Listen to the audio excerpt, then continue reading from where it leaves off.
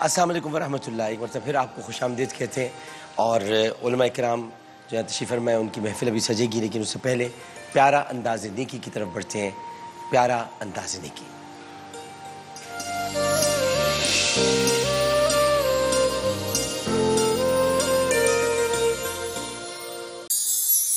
شام کو یہ مہمان ہماری ٹرانسمیشن میں موجود ہوں گے۔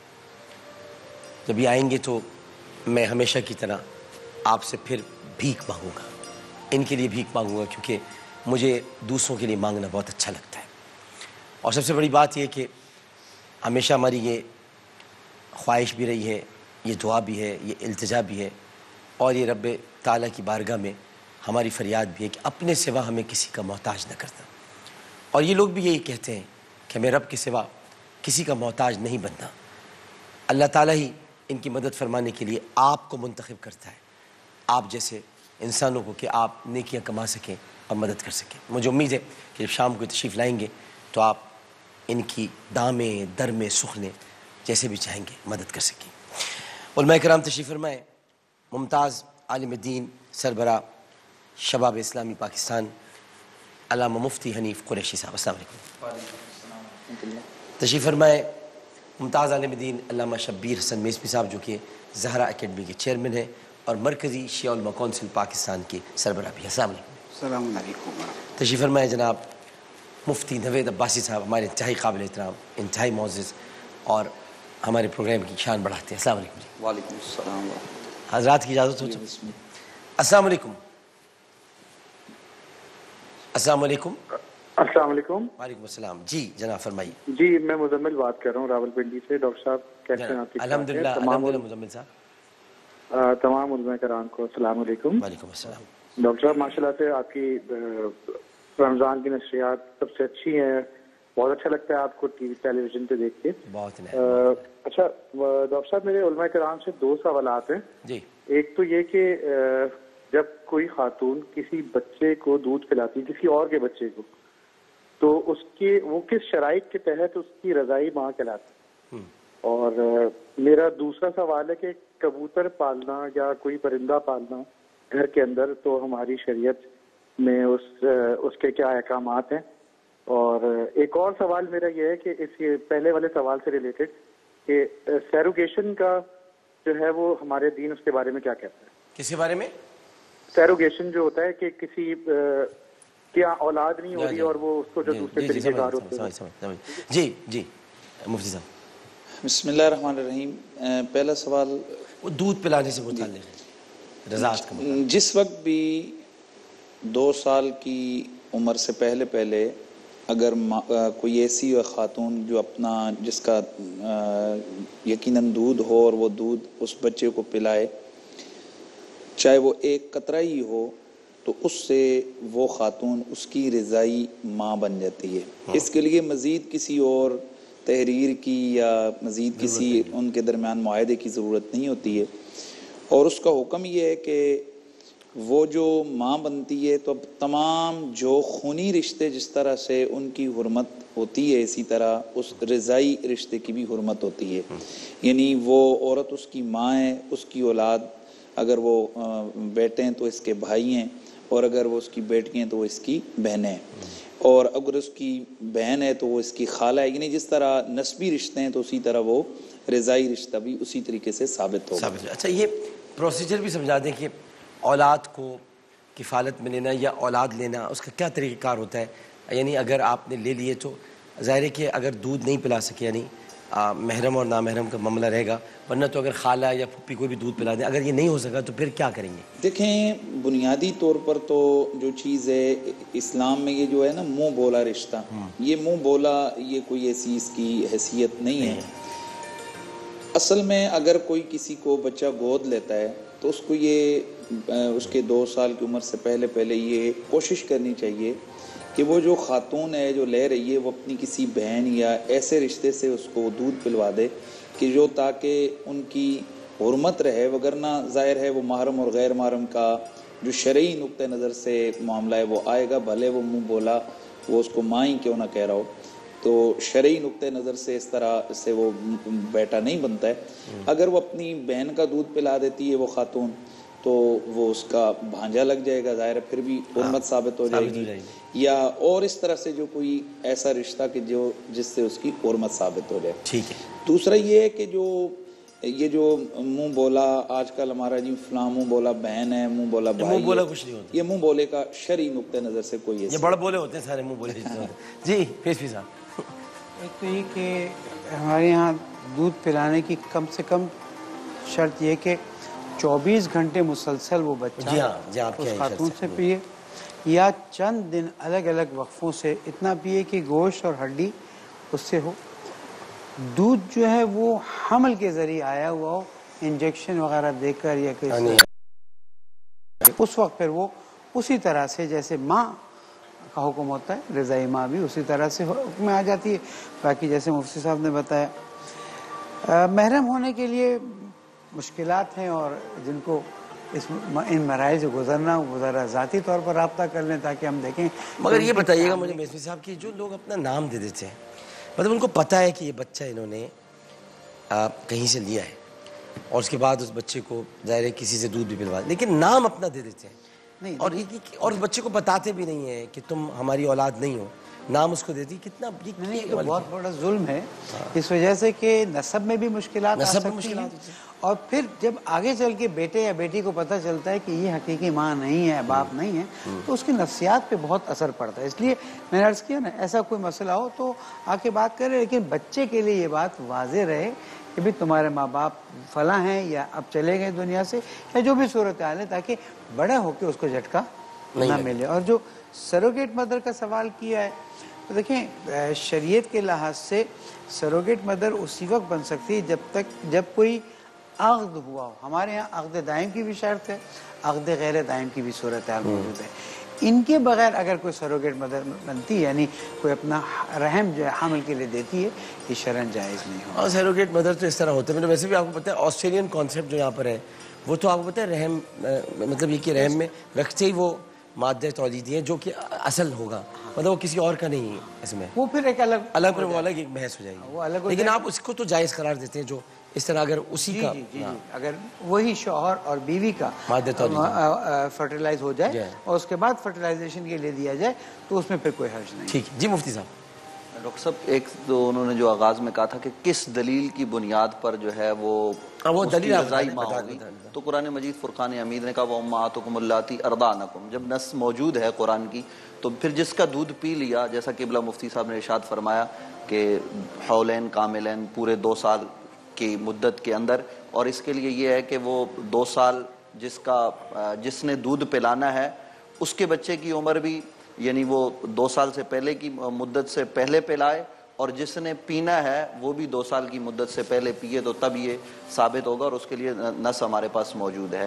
اور اس میں اور دوسری جو سوال آیا 2014 غالباً آپ کی رمضان ٹرانسمیشن تھی جس میں بہت سارے علماء کرام بیٹھے ہوئے تھے کہ یہ جو بچے لے لیے جاتے ہیں پھر ان کو اپنا نام دیا جاتا ہے. تو مجھے یاد پڑتا ہے کہ آپ نے حکومت پاکستان سے بھی مطالبہ کیا تھا کہ بطور سرپرست آپ جو ہے وہ اپنے یہاں کے فارم وغیرہ میں قانون میں ایک خانہ رکھ دیں بے فارم میں، تاکہ وہ سرپرست کے طور پر اس کو پتہ بھی ہو کہ میں ان کا بیٹا نہیں ہوں. یہ کئی ڈاکٹر صاحب میں ایک جگہ نکاح پڑھانے کے لیے گیا ہوں تو جو نام شناختی کارڈ پہ لکھا ہوا ہے بچی کے والد کا وہی لڑکے کے والد کا، تو میں نے کہا یہ نکاح میں کیسے پڑھاؤں؟ تو انہوں نے کہا جی یہ ہمارا بھتیجا ہے، اصل میں ہم نے لے لیا تھا تو اب میں نے اپنا نام دے دیا. تو میں نے کہا یہ تو پھر وہ سب نے گواہی دی کہ ٹھیک ہے جی یہ اصل میں تو اس کا بیٹا نہیں ہے دوسرے کا بیٹا ہے، تو یہ بڑے مسائل ہو جاتے ہیں. تو اس کا پھر ہم نے ان کو پوری وہ تفصیلات بتا کر باہم پھر وہ اس کے بعد جو ہے وہ سلسلہ ہوا. ایسی جگہوں میں مجھے ساتھ لے کے جایا کریں، مزہ آتا ہے مجھے دیکھنے میں کہ کیا جھگڑا ہو گیا یہ کس طرح کا. تو مفتی صاحب صحیح فرما رہے ہیں. 2014 میں ہماری ٹرانسمیشن میں تمام علماء کرام تشریف فرما تھے، یہی سارے علماء کرام تھے، اور ہم نے یہ تجویز بھی پیش کی تھی کہ گارجین یعنی زیر کفالت جس کو کہا کہ کفیل ان کا یہ ہے، مطلب اس کا نگہبان یہ ہے. ڈاکٹر صاحب وہ بنا دیے فارم میں یہ ایک شک آ گئی ہے، اور اب میرے خیال میں کوئی اس کا مسئلہ بھی نہیں ہے. اس میں لکھا ہوتا ہے والد اور آگے سرپرست، دو چیزیں. بالکل. جی کالر موجود ہے. السلام علیکم. جی وعلیکم السلام. فرمائیے. جی میرا سوال ہے کہ روزے کی حالت میں آنکھوں میں ڈراپ ڈال سکتے ہیں، ہیئر کٹ کروا سکتے ہیں اور سوئی لگوا سکتے ہیں، اور اگر الٹی آ جائے تو اس میں روزہ ٹوٹ جاتا ہے یا نہیں, اور ہیئر کٹ کروا سکتے ہیں. اور کیا کیا کر سکتے ہیں, اور کیا کیا سوال پوچھے جا سکتے ہیں؟ معصوم سے سوالات, معصوم سی باتیں. جی کیا کر سکتے ہیں آپ؟ الٹی اگر آ جائے روزے کی حالت میں, آپ آنکھ میں دوائی ڈال سکتے ہیں, سب بتا دیجیے. دیکھیں جو الٹی ہے بہت سارا یہ ہمارے معاشرے میں یہ ایک چیز, ہم بھی بچپن میں یہی سنتے تھے کہ جی الٹی آنے سے روزہ ٹوٹ جاتا ہے. اگر ویسے خود بخود آئیے کہ تو اس سے روزہ نہیں ٹوٹتا ہے. آپ اپنا عمل کرتے ہوئے کوئی انگلی ڈال کے حلق میں آپ نے جس کو کہتے ہیں کہ آپ نے استلقاء کیا, خود آپ نے کہہ کی, بلکہ کہ سیدھی جانے سے روزہ ٹوٹ سکتا ہے, الٹی آنے سے منہ بھر کے ہو اور خود جو ہے نا وہ کی گئی ہو تو اس کی وجہ سے روزہ ٹوٹتا ہے. ویسے اگر تھوڑی کہ آئی ہے, یہ کسی بیماری کی وجہ سے آئی ہے, سر چکرانے کی وجہ سے آپ سفر کر رہے ہیں گاڑی میں, اس کی وجہ سے آئی ہے, تو ان وجوہات کی بنا پر کیسے روزہ نہیں ٹوٹتا. آنکھ میں دوائی یہ کافی ظاہر ہے, اس میں علماء نے اس پہ کافی بحث ہوئی ہے کہ کچھ علماء کے نزدیک کیا یہ منفذ ہے یا نہیں ہے. وہ سرمے پہ قیاس کرتے ہیں کہ نبی علیہ الصلوۃ والتسلیم نے چونکہ خود سرما لگایا, تو اگر یہ منفذ ہوتا کہ جس کی وجہ سے روزہ ٹوٹنا ہوتا تو پھر وہ جو سرما ہے اس سرمے پر قیاس کر کے انہوں نے کہا کہ اس سے روزہ نہیں ٹوٹتا ہے. لیکن جو جدید تحقیق ظاہر ہے یہ ایک ہر دور کے ساتھ یہ طب کے حوالے سے, تو انہوں نے پھر اس کا یہی نتیجہ نکالا ہے کہ روزہ چونکہ جو سرما ہے وہ ایک نس کے طور پر ثابت ہے, اس سے تو نہیں ٹوٹتا. علاوہ ازیں اگر آپ کوئی اس قسم کی دوائی وغیرہ ڈراپس وغیرہ ڈالتے ہیں تو وہ روزے کا ٹوٹنے کا اندیشہ ہے. تو بہتر اس میں یہ ہے کہ آپ یہ ڈراپس حالت روزہ میں نہ ڈالیں. باقی تو چیز وہی ہے, آنکھوں میں قطرے ڈالنے میں کوئی حرج نہیں ہے. اگر آپ کو محسوس ہو کہ گلے تک آئے اس کو آپ تھوک دیں. پمپ کا بھی پوچھا جائے گا تو بتا دوں, بتا دیں. پمپ کے بارے میں بھی یہی ہے کہ اگر اس کے بغیر روزہ نہیں رکھ سکتے ہیں بعد میں بھی تو پمپ بھی استعمال کیا جا سکتا ہے. اور آئی بروز بنوا لیں اگر نہ محرم کے لیے نہیں ہے, نہیں شوہر کے لیے, شوہر کے لیے تو ثواب بھی ہے. اچھا نہیں, ویسے شہروں کا ایک اپنا موقف ہے. حدیث شریف میں آتا ہے لعن اللہ الواصلہ والمستوصلہ والواشمہ والمستوشمہ, تو اس میں ایسے اس انداز سے اپنے چیزوں کو کرنا کہ جس سے اصل ختم ہو جائے, جس طرح وہ پورا اٹھا کے تو وہ الگ سے وہ ویسے نہیں, مطلب کہ بس تھوڑے بال خراب لیزر کرا لے, اگر لیزر کرا لیزر, اگر نچوائے نہیں, جیسے جو گدواتے ہیں اس کا تو سیدھا حدیث نہیں, اگر نچوائے نہیں صرف لیزر کرا لے, لیزر. ذرائع تفنن عرض کروں, کورونا کی وجہ سے یہ مسائل بہت بڑھ گئے. یہ بڑھ گئے, جبھی تو پوچھ رہا ہوں, بہت آ رہے ہیں, پارلر بند پڑے ہوئے ہیں, بعض شوہر جو گھبرا رہے ہیں دیکھ کر. صحیح. آپ کیا فرمائیں گے مفتی صاحب؟ ڈاکٹر صاحب جو آنکھوں کا مسئلہ ہے اس پر جیسا کہ مفتی صاحب نے فرمایا, لیکن ہمارے یہاں یہ ہے کہ لوگوں کو اس کی اجازت ہونی چاہیے کہ آنکھوں میں اگر زیادہ تکلیف ہو تو دوا جو ہے وہ ڈال سکتے, اور زیادہ تکلیف نہ ہو تو وہ نہیں ڈال سکتے. اسی طرح سے کان کی دوا کا مسئلہ ہے, اس پر بھی اگر بات ہو جائے تو کان میں بھی دوا کے مسئلے پر ہمارے قدیم فقہاء نے کچھ اور لکھا ہے. کیا لکھا ہے وہ اور بتائیں نا. جدید فقہاء, قدیم فقہاء نے تو یہ لکھا ہے, استدلال کیا ہے کہ کان میں دوا ڈالنے سے روزہ جو ہے وہ ٹوٹ جاتا ہے. اچھا یہ ENT ہے نا ایکچولی, ایئر نوز تھروٹ, تو ہمارے میں آئی نہیں آتی, تو اگر ایئر نوز تھروٹ میں تو سمجھ میں آتی ہے ایک چیز جا رہی ہے حلق تک پہنچ رہی ہے, آئی کا کیا مسئلہ ہے کہ آئی سے کوئی رگ جاتی ہے؟ ایسا ہے, جو ماہرین ہیں اس شعبے کے وہ یہ بتاتے ہیں کہ کوئی چیز ایسی نہیں ہے کہ جس سے آپ کے حلق میں ڈال, روزہ ٹوٹنے کے لیے تو یہ شرط ہے نا کہ وہ آپ کے پیٹ میں داخل ہو. تو اگر زیادہ سے زیادہ, یہ ہماری ایک جگہ بحث بھی ہو رہی تھی, زیادہ سے زیادہ اگر آنکھ میں دوائی ڈالیں گے اور حلق میں محسوس بھی ہوگی تو وہ مکروہ کی حد تک ہوگی, اس سے روزہ ٹوٹے گا نہیں. اور اس سے کوئی پیاس تھوڑی بجے تو کڑوی ہوتی ہے, بہت ہی زیادہ کڑوی. اصل ڈاکٹر صاحب یہ کہ جو آنکھ کے حوالے سے یہ کہ جس وقت آپ کی آنکھ میں کوئی چیز آپ ڈالتے ہیں, مطلب سرما ڈالتے ہیں, تو آپ رات کو ڈال کے سویرے کھانستے ہیں تو وہ آپ کے حلق سے نیچے وہ اس کے وہ ذرات نظر آتے ہیں, آپ تھوکتے ہیں جب, تو اس کا مطلب یہ ہے کہ وہ آنکھوں کے ذریعے سے آپ کے حلق تک جا سکتا ہے. میں نے پہلے عرض کیا کہ اختلافی جو ہے نا وہ مسئلہ ہے, تو اجتناب, جہاں پر بھی اختلاف ہو کسی بھی مسئلے میں اس میں اجتناب بہتر ہوتا ہے. اور ڈرپ پہ بھی بات کر لیں, ابھی 1-2 منٹ باقی کر لیں. یہ دو بچے نے سوال کیے دیکھیے یہ انجیکشن وغیرہ جو طبیب اس کو پرسکرائب کرتا ہے اس کے لگانے میں قطعاً کوئی قباحت، انجیکشن اور ڈرپ دونوں میں کوئی قباحت نہیں. بھوک مٹانے کے لیے یا طاقت لینے کے لیے لیتے ہیں تو وہاں پر منع کیا جاتا ہے. تو وہ تو زیادہ تر انجیکشن میں طاقت ہوتی نہیں ہے. سر، اس وقت آئی وی اینٹی بائیوٹک لگایا جاتا ہے. اگر وہ طاقت کے لیے ہوتا تو پھر ہاں جو اینٹی بائیوٹکس وغیرہ اور اس کے لیے اس میں حرج. دیکھیں اس میں بھی ایک اختلافی صورت ہے اس میں، لیکن جو ہمارے بہت سارے علماء ان کا یہی رائے ہے کہ اگر اس طرح ہم اجازت دے دیں تو پھر ایک آدمی ہے اس کو بھوک لگے وہ ڈرپ لگا کر بیٹھ جائے، یا اس کو جو روزے کی اصل روح ہے نا یہ اس کے خلاف ہے. بھائی اتنی ساری بیماریاں تو رکھو ہی مت نا، فدیہ دے دو. اب اس میں یہ ہے کہ جو میری تحقیق یا جو میرے ذہن کے مطابق ایسا انجیکشن کہ جو آپ کے معدے کو یا آپ کی باڈی کو طاقت دینے والا ہے اس کے ساتھ تو روزہ ٹوٹتا ہے. ایک آدمی کہہ رہے میں پمپ بھی کر لوں، میں آنکھ میں دوائی بھی ڈال لوں، میں تو ڈائبٹیز بھی ہے مجھے تو میں یہ بھی کر لوں، میں انجیکشن بھی تو اتنا بیمار ہے بھائی تو رکھ کیوں رہا ہے روزہ. اور ایسا جو انجیکشن کہ جو الگ الگ لوگوں کی بھی الگ تو آپ نے الگ الگ بتا دیا نا کہ الگ الگ یہ ہو سکتا ہے. تو ایسا انجیکشن کہ جو جس کی وجہ سے مثلا کہیں آپ نے زخم کو سن کرنے کے لیے یا ایک اس کا تعلق جو نا آپ کے معدے تک وہ نہیں جا رہا یا اس سے آپ کی جسم کو قوت نہیں مل رہی ہے تو اس کا بہرحال کوئی فرق نہیں پڑتا. بہت بہت شکریہ مفتی حنیف قریشی صاحب آپ کا، علامہ شبیر حسن میثری صاحب آپ کا، مفتی نوید عباسی صاحب آپ کا. یہیں پر عامر آن لائن کا وقت اپنے اختتام کو پہنچتا ہے. ایک وقفہ لیتے ہیں، وقفے کے بعد حاضر ہوں گے اور مولانا آزاد جمیل صاحب خطاب فرمائیں گے، لیکن پہلے ایک وقفہ. السلام علیکم ورحمۃ اللہ.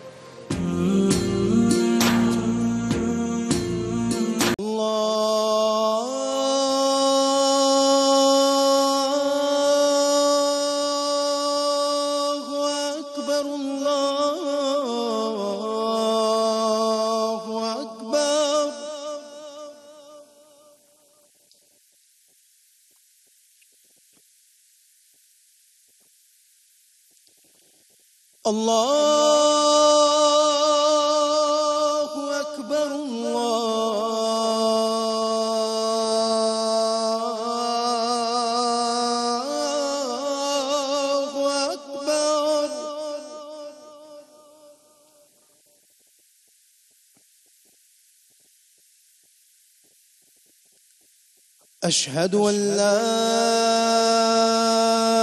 إله إلا الله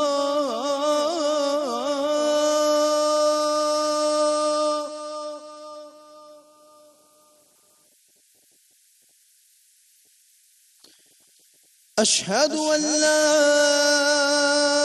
إله إلا الله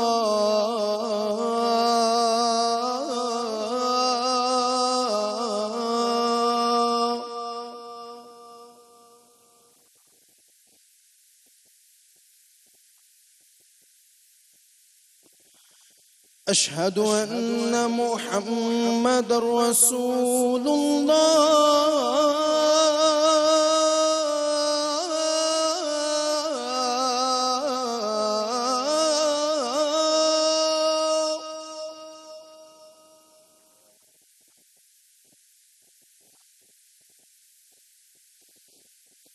أشهد أن محمد رسول الله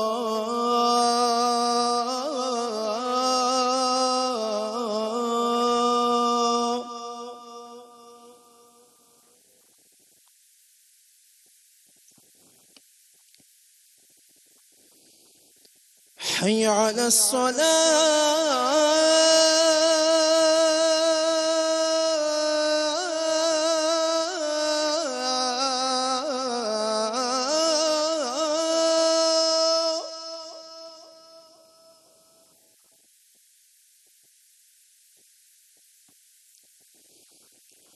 حي على الصلاة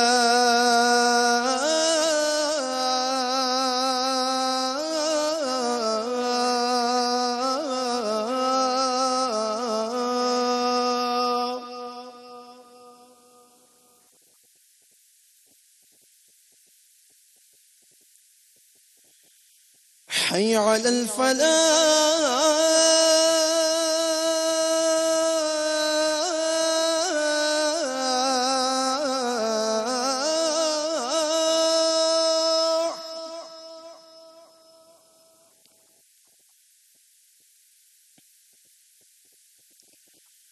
حي على الفلاح.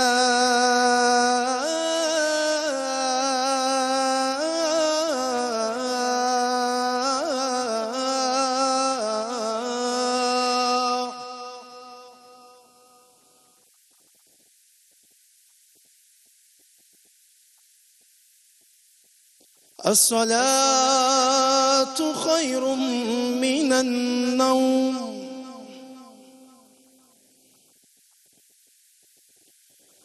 الصلاة خير من النوم.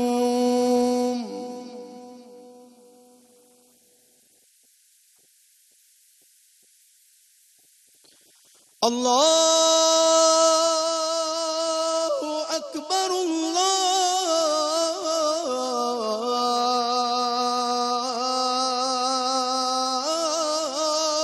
أكبر.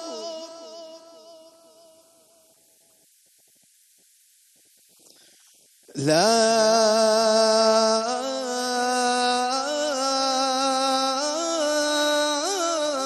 إله إلا الله.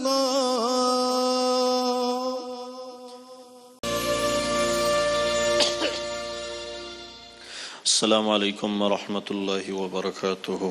الحمد للہ رب العالمین والعاقبۃ للمتقین والصلاة والسلام علی اشرف الانبیاء والمرسلین وعلی آلہ وصحبہ اجمعین. اما بعد. صحیح مسلم میں ابو ذر غفاری رضی اللہ عنہ حضور صلی اللہ علیہ وسلم کا ارشاد نقل کرتے ہیں. آپ صلی اللہ علیہ وسلم نے فرمایا کہ اللہ کا ارشاد ہے کہ اے میرے بندو، میں نے اپنے اوپر ظلم حرام کیا ہے، لہٰذا تم بھی ایک دوسرے پہ ظلم نہیں کر سکتے. اور پھر آگے جا کے اللہ رب العزت فرماتے ہیں کہ میں تمہیں نہ دوں تو تمہیں کون دے، میں تمہیں کھلاؤں نہیں تو تمہیں کون کھلائے، میں تمہیں پلاؤں نہیں تو کوئی ہے میرے سوا جو تمہیں پلائے، میں تمہیں نیند نہ دوں تو کوئی ہے جو میرے سوا نیند لا کے دکھائے. اے میرے بندو، میں تمہیں بیمار کر دوں، کوئی ہے میرے سوا جو تمہیں شفا دے کے دکھا دے. اے میرے بندو، میں تمہیں زندگی دوں تو کوئی ہے جو تمہیں موت دے کے دکھائے. اے میرے بندو، میں تمہیں موت دوں، کوئی ہے جو تمہیں زندگی دے کے دکھائے. اے میرے بندو، میں تمہیں خوشیاں دوں تو کوئی ہے جو تمہیں غم دے کے دکھائے. اور اے میرے بندو، میں تمہیں غم دوں تو کوئی ہے جو تمہیں ان غموں سے نکال کے دکھائے. اے میرے بندو، میں آسمان سے پانی برساؤں، انزل من المعصرات، پھر زمین سے غلے اگاؤں. ہے کوئی میرے سوا جو زمین سے غلے اگائے، جو آسمان سے پانی گرائے؟ اے میرے بندو، میں سورج نکالتا ہوں، والشمس تجری لمستقر لها ذلك تقدیر العزیز العلیم. میں چاند کو چلاتا ہوں، میں چاند کو نکالتا ہوں، اس کی منزلیں طے کرتا ہوں. کوئی ہے میرے سوا جو یہ کر کے دکھائے؟ اگر کوئی ہے تو بتاؤ کہاں ہے، کدھر ہے؟ فَأَيْنَمَا تَوَلُّوا فَثَمَّ وَجْهُ اللَّهِ. جدھر رخ پھرے گا اللہ کے سوا کوئی نہ ہوگا. ہم آج ہیں، کل نہیں ہوں گے. یہ کائنات ایک دن بنی تھی، ایک دن ختم ہو جائے گی. ہر انسان وہ اپنے دن کے عدد پورے کر رہا ہے، اپنے ایام، جتنے ایام ہیں اس کو پورا کر رہا ہے. ہر آدمی اللہ کی دیوی جتنی نعمتیں ہیں اس سے استفادہ حاصل کرتا ہے، اس سے لطف اندوز ہوتا ہے. لیکن یہ نہیں دیکھتا کہ صرف کھانا پینا میری ذات، صرف کھایا پیا، زندگی جی اور دنیا سے چلے گئے. نہیں، یہ زندگی وہ زندگی نہیں ہے جو قرآن نے بتائی، یہ وہ زندگی نہیں ہے جو میرے آپ کے نبی نے گزاری. ہائے وہ بڑھیا جن کے ساتھ آپ بھورا لے کے چل رہے ہیں، تو وہ رستے میں آپ ہی کی تو شان نرالی تھی. وہ آپ ہی کے بارے میں بتا رہی ہیں، وہ ایسا ہے، وہ بات کریں تو لوگ اس کے دیوانے ہو جاتے ہیں، وہ دیکھیں تو لوگ ان کو دیکھتے ہی رہ جائیں، وہ کلام کرے تو ایسا لگتا ہے جیسے جادو ہے۔ تو دیکھو بیٹا اس کی باتوں میں نہ آنا، میں تمہیں یہ وصیت کر رہی ہوں۔ تو اللہ کے نبی بڑی خاموشی اور مسکراتے ہوئے سن رہے ہیں۔ تو وہ بڑھیا جو تھی کہا بیٹا بس میری یہ بات یاد رکھنا کہ اماں وہ میں ہی تو ہوں۔ کہا کہ پھر تم یہ اتنی خوشی سے سن کیسے رہے تھے؟ کہ میں خوشی سے اس لیے سن رہا تھا کہ اگر آپ میری برائی کر کے خوش ہو رہی ہیں تو میں اس میں بھی خوش ہوں کہ آپ کی خوشی کو میں ٹھیس نہیں پہنچانا چاہ رہا۔ تو میرا نبی یہ زندگی لے کے آیا۔ ہم اپنے لیے جی رہے ہیں، اپنے آپ کے لیے جی رہے ہیں۔ خود پسندی کی کوئی زندگی نہیں ہے۔ اپنی پسند سے باہر آئیں، اپنی ذات کی تعریف سے باہر آ جائیں، اپنی خوشیوں سے باہر آ جائیں۔ اور بھی دکھ ہیں زمانے میں محبت کے سوا، راحتیں اور بھی ہیں وصل کے راحت کے سوا، اور بھی کوئی تقاضے ہیں جن کو پورا کرنا آپ کی ذمہ داری ہے، جنہیں پورا کرنا میری ذمہ داری ہے، اور یہ وقت کا تقاضا ہے۔ حضرت ابن عباس مسجد نبوی میں معتکف ہیں، مسجد نبوی میں لوگوں کا حلقہ لگا ہوا ہے، ساتھ بیٹھے ہوئے ہیں، اللہ کے نبی کے چچا کے بیٹے ہیں۔ ایک سائل آ کے وہیں آ کے بیٹھ جاتا ہے، بہت غم زدہ کیفیت کے ساتھ وہ بیٹھ جاتا ہے۔ تو ابن عباس ان سے فرماتے ہیں کہ آپ کیوں اتنے پریشانی، غم اور صدمے جیسی کیفیت میں بیٹھے ہوئے ہیں؟ فرمایا اے اللہ کے رسول کے چچا کے بیٹے، میں قسم کھاتا ہوں اس قبر والے صلی اللہ علیہ وسلم، اس وقت آپ صلی اللہ علیہ وسلم کی قبر اطہر مبارک نظر آتی تھی، کہ میں قسم کھاتا ہوں اس قبر صلی اللہ علیہ وسلم کی ذات پہ مجھ پہ فلاں کا قرضہ ہے، میری اتنی قدرت نہیں کہ میں اس کو ادا کروں، بس یہ پریشانی مجھے لگی ہوئی ہے۔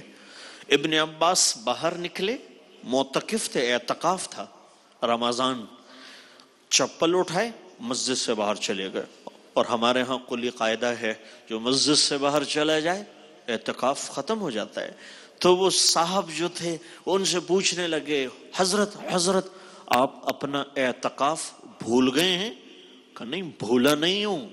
کہ پھر کہا اس قبر صلی اللہ علیہ وسلم والے سے کچھ ہی زمانہ پہلے میں نے سنا، آپ نے فرمایا جو کسی مسلمان کی شرعی حاجت پورا کرنے کے لیے نکلتا ہے، اللہ رب العزت 10 سال کے اعتکاف کا اجر اسے عطا کرتے ہیں۔ 10 سال کے اعتکاف کا اجر اللہ اسے عطا کرتے ہیں۔ اللہ وہ روزیں، وہ حج، وہ عمرے، اور ایک یہ نعمت جس کو اخلاقیات کی بلندی کہتے ہیں، جس پہ میرے آپ کے نبی نے مثالی زندگی گزاری۔ تو خدا را یہ وہ دور آ چکا ہے، اس وقت غریب مساکین یہ آپ کے میرے منتظر ہیں۔ اگر کوئی ایک آدمی بھی میری آپ کی وجہ سے آس پڑوس میں بھوکا سویا، یا اس کی حاجتیں ساتھ رہی، اور اس کی کوئی داد رسی کہاں تک حکومت کہاں تک کر سکتی ہے، کس کس کے پاس جا سکتی ہیں، اس وقت آپ کی ذمہ داری ہے۔ آپ آئیں، ہم نیت کریں، جتنا ہے اتنی استطاعت کریں، وہ نا تم دینے کے دروازے کھولو، آنا خود شروع ہو جائے گا، خود شروع ہوگا۔ امام زین العابدین جیسے شخصیت کون ہو سکتی ہے؟ اتنا بڑا جمال، اتنی بڑی ذات کس کی ہو سکتی ہیں؟ اتنی بڑی حیثیت کس کی ہو سکتی ہیں؟ جب غسل دینے لگے آپ کے وفات کے بعد تو پتہ چلا کہ بوروں کے نشان رسیوں کے پیٹھ پہ تھے۔ آپ تو سید تھے، آپ کو کیا ضرورت تھی؟ نہیں، امت کا درد بھی میرے نبی کے سینے میں تھا۔ آپ اخیر وقت تک امت کو تنہا چھوڑ کے نہیں گئے، امت کے ہر درد کو آپ نے اللہ کے سامنے رکھا اور امت کے لیے آسانیاں پیدا کی، اور دعائیں بھی کی جو میری امت کے لیے آسانیاں پیدا کرے، یا اللہ تو ان کے لیے آسانیاں پیدا فرما۔ تب 100 گھرانے ایسے نکلے جن کا گزارا امام زین العابدین کے خرچ پہ ہوتا تھا۔ تو اللہ کے واسطے ہم اس چیز کا ایک عزم کر لیں کہ آج ہم اپنے آس پاس ہمارے غریب لوگ، نادر مسکین، یہ اس وقت جس مشکل میں ہیں، تو اس وقت وقت ہم سے تقاضا کرتا ہے کہ ہم ان لوگوں کی مدد کریں، ان لوگوں کی نصرت کریں اور ان کو خود ڈھونڈیں. انشاءاللہ جب ہم اس عمل پہ آ جائیں گے، کسی ایک کی دعا میرے آپ کے لیے نکل گئی تو نجات کا ذریعہ بن جائے گا. اللہ تعالی ہمیں عمل کرنے کی توفیق بخشے.